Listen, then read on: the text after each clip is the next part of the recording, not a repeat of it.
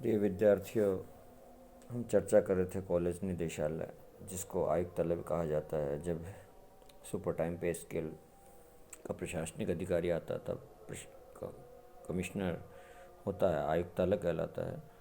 और साधारण आईएएस आता है तब निदेशालय कहलाता है। वैसे प्रशासनिक या लोक प्रशासन में विभाग नीति बनाता है और निदेशालय उनकी क्रियान्विति करता है। इस दृष्टि से उचित शब्द निदेशालय ही माना जाता है।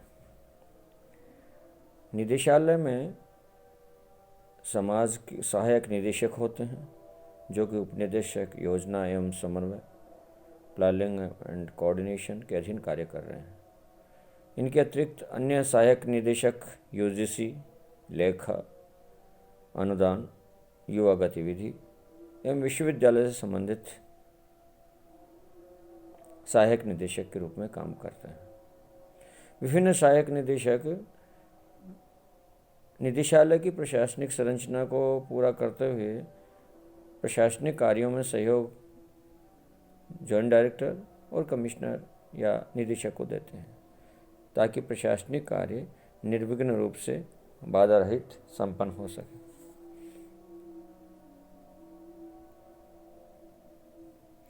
साथ ही साथ जयपुर, जोधपुर, उदयपुर, कोटा, बीकानेर और अजमेर में 6 क्षेत्रीय सहायक निदेशक कार्य करते हैं। जो क्षेत्रीय समस्याएं हैं या क्षेत्रीय कार्यालय निदेशालय में नहीं जाकर इन क्षेत्रीय सहायक निदेशक जो कार्यरत हैं, इनमें जयपुर, जोधपुर, उदयपुर, कोटा, बीकानेर तथा अजमेर में ये सहायक निदेशक कुछ दृष्टि से प्रशासनिक सहयोग करते हैं और निदेशालय के कार्यभार को हल्का करते हैं।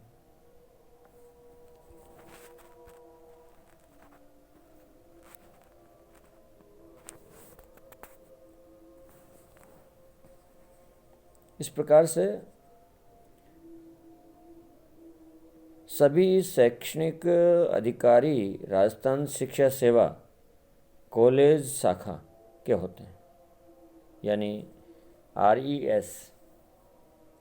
सभी सम्माननीय माननीय शैक्षणिक अधिकारी, जॉइंट डायरेक्टर, एडिशनल डायरेक्टर,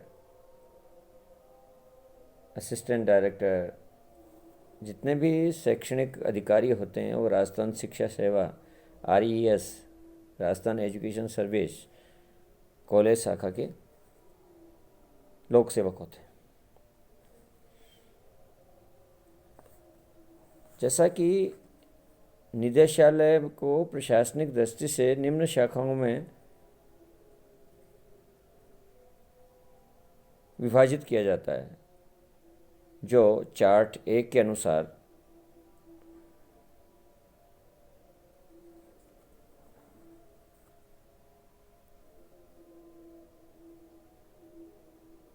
उल्लेखित है।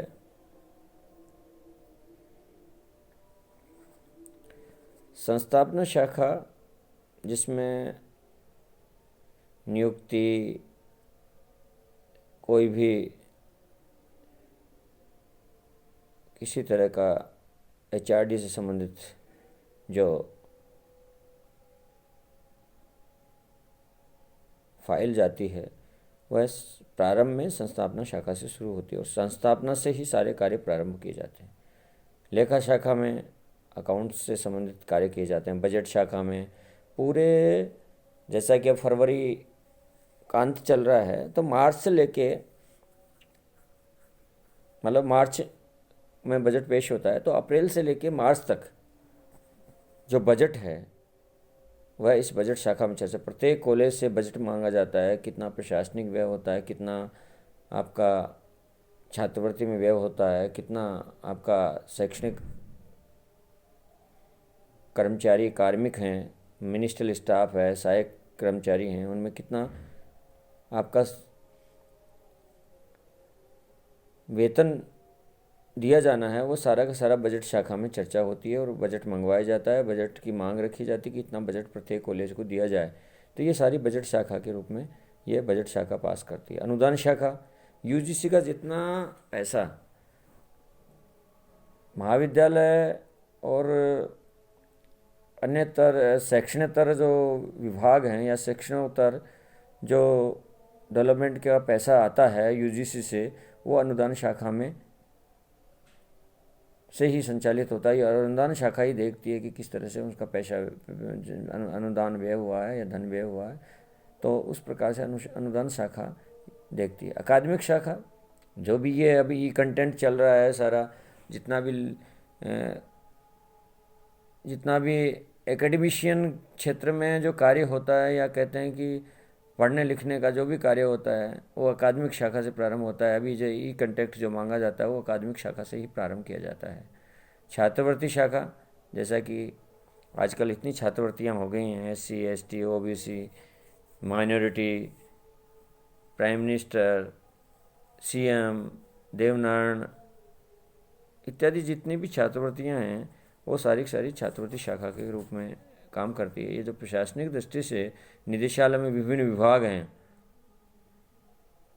गोपनीय शाखा, जहाँ निदेशालय में गोपनीय बातों का बाहर कहीं उसका पटाक्षेप या बात कहीं लीक नहीं हो, तो गोपनीय शाखा में अति गोपनीय कार्य किए जाते हैं। विधि शाखा, जितने भी वाद दायर किए जाते हैं शिक्षा से सेवा संबंधित, या कह सकते हैं जितने भी कर्मचारी हैं, उन कर्मचारियों संबंधित हाई कोर्ट सुप्रीम कोर्ट में जितने भी वाद चलते हैं, उन वाद को देख रेख का काम विधि शाखा करती है, जिसमें DLR उप विधि परामर्शी देखता है, जो इस समय पांचोली जी हैं।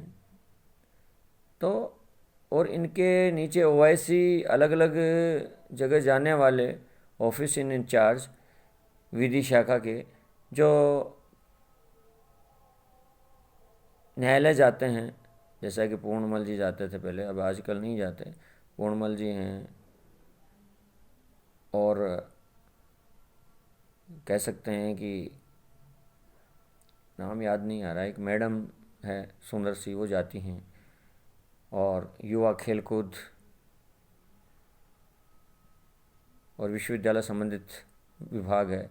सांख्यिकी शाखा में जितने भी डेटा कलेक्ट होते हैं वो सांख्यिकी शाखा में किए जाते हैं। परीक्षा शाखा, परीक्षा संबंधित जो भी कार्य करना है, विभिन्न विश्वविद्यालयों के समन्वय करते हुए, विभिन्न विश्वविद्यालयों की समन्वय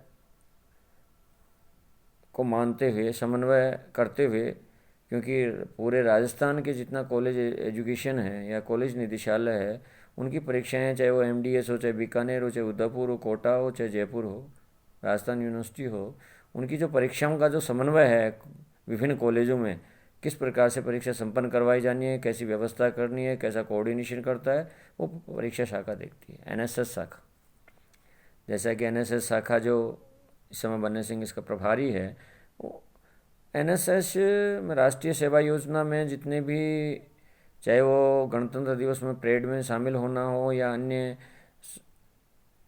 आदमी को आदमी बनाने का जो कार्य है, वो राष्ट्रीय सेवा योजना कर रही है। और राष्ट्रीय सेवा योजना एक स्वयंसेवक तैयार करती है देश के लिए, राष्ट्र के लिए, जो देश के लिए अपने अच्छे संस्कारों के साथ और अपने प्रतिभा और क्षमता के साथ देश हित में जो कार्य करेगा, वो NSS तैयार करती है ऐसे वॉलंटियर को। पत्र प्राप्ति तथा प्रेषण शाखा, कॉलेज निदेशालय में सबसे घुसते समय राइट हैंड साइड में जो पहला कमरा आता है, उसमें पत्र प्राप्ति और प्रेषण शाखा है। उस पत्र प्राप्ति और प्रेषण शाखा में विभिन्न लोगों के जो पत्र प्राप्त होते हैं और उनको प्रेषित किए जाते हैं, वो पत्र प्राप्ति प्रेषण शाखा है। जितने भी आप पत्र का आप या संचार माध्यम का जितना भी आपका एक संपर्क सूत्र है या संपर्क केंद्र है, कुंजी है, वो पत्र प्राप्ति और प्रेषण शाखा है, जिसमें भी बहुत कलाकार लोग बैठते हैं। कंप्यूटर शाखा,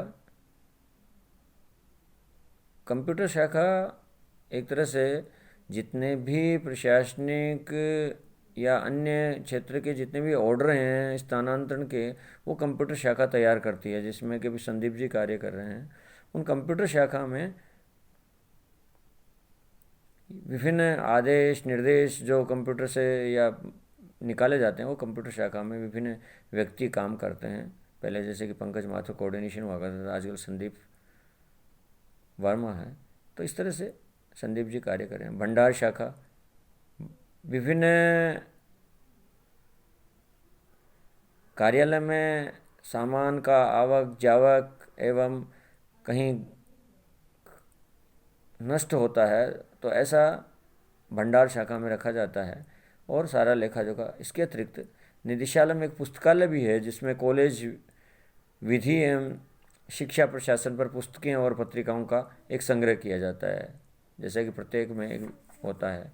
तो इस प्रकार से ये जो कॉलेज निदेशालय है इसका संगठन है, ये निदेशक जैसे कि महत्वपूर्ण होता है, सबसे ऊपर निदेशक कार्य कररत है, जिसको सुपर टाइम पे स्केल पे आने पे कमिश्नर कहा जाता है, तो आयुक्तालय बदल जाता है। परंतु प्रशासनिक दृष्टि से और लोक प्रशासन की दृष्टि से विभाग नीति निर्माण करता है और निदेशालय उस नीति का क्रियान्वयन करता है। उस दृष्टि से निदेशालय ही उपयुक्त है। इसलिए निदेशालय में सर्वोच्च अधिकारी है वो निदेशक कहलाता है, डायरेक्टर कहलाता है।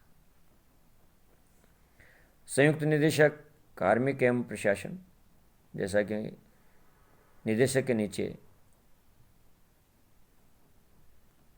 विभिन्न संयुक्त निदेशक कार्य करत रहते हैं। जैसा कि पहला संयुक्त निदेशक कार्मिक एवं प्रशासन महत्वपूर्ण कार्य है।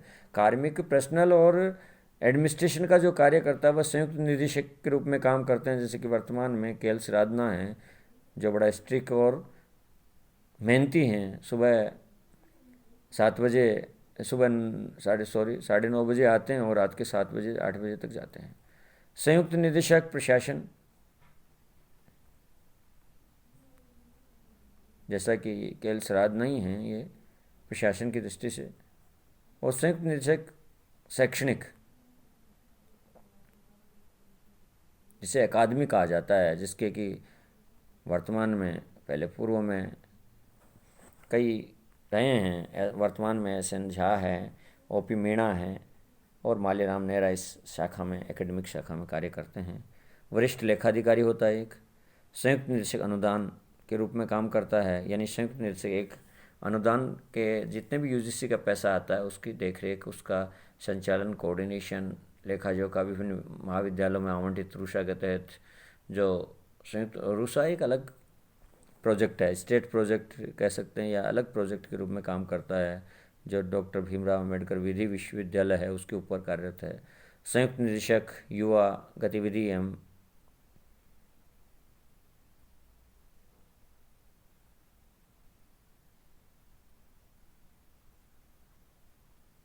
तो इस प्रकार संयुक्त युवा गतिविधियों के बारे में विविध क्षेत्रों में कार्यरत रहते हैं युवा गतिविधियों को, जैसे कि यूथ युवा विचार मंच या अन्य कई गतिविधि की जाती हैं। तो एक तरह से युवा गतिविधियों को बढ़ावा देने के लिए एक संयुक्त निदेशक कार्यरत रहता है। उप निदेशक योजना एवं समन्वय, एक डिप्टी डायरेक्टर उप निदेशक योजना और समन्वय के रूप में काम करते हैं, जिसके नीचे 2 सहायक निदेशक होते हैं। और संयुक्त निदेशक प्रशासन के नीचे एक उप निदेशक कार्मिक भी होता है, जैसा कि संयुक्त निदेशक कार्मिक प्रशासन है। इसी प्रकार से क्षेत्रीय सहायक निदेशक होते हैं जो 6, जैसे कि बताया गया है कि जयपुर, जोधपुर, उदयपुर, कोटा, बीकानेर और अजमेर में 6 क्षेत्रीय कार्यालय हैं, उनमें क्षेत्रीय निदेशक सहायक निदेशक कार्यरत रहते हैं। समन्वयक एक NSS का समन्वयक होता है, जैसा कि इसमें बताया गया है। वर्तमान में बनर सिंह हैं। संयुक्त निदेशक अकादमी में शैक्षणिक में 2 उपनिदेशक हैं। एक उपनिदेशक अकादमिक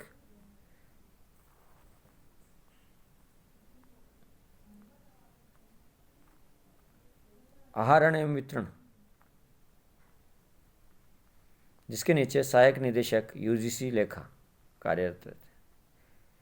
इसी प्रकार संयुक्त निदेशक अनुदान के नीचे भी सहायक निदेशक कार्यरत रहते हैं और संयुक्त निदेशक युवा गतिविधि और विभिन्न मामले हैं उसमें भी सहायक निदेशक के रूप में।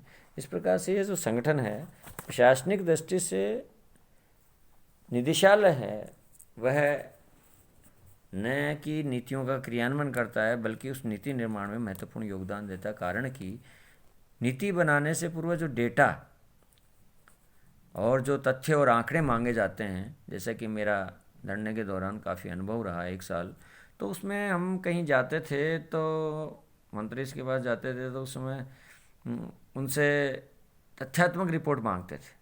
तो तथ्यात्मक रिपोर्ट एक निदेशालय देता है। इसी प्रकार कोई नीति निर्माण होती है तो तथ्य और आंकड़े हैं विभाग को जाते हैं तो वो निदेशालय से जानते हैं। इसलिए अप्रोक्ष रूप से नीति के निर्माण में भी महत्वपूर्ण योगदान निदेशालय का ही होता है, क्योंकि मंत्री है वो और वहाँ के विभाग के जो सचिव हैं वहाँ उनके पास इतना डेटा और आंकड़े उपलब्ध नहीं होते। इसलिए नीति निर्माण में भी निदेशालय की महत्वपूर्ण भूमिका है। आज के लिए इतना ही, धन्यवाद।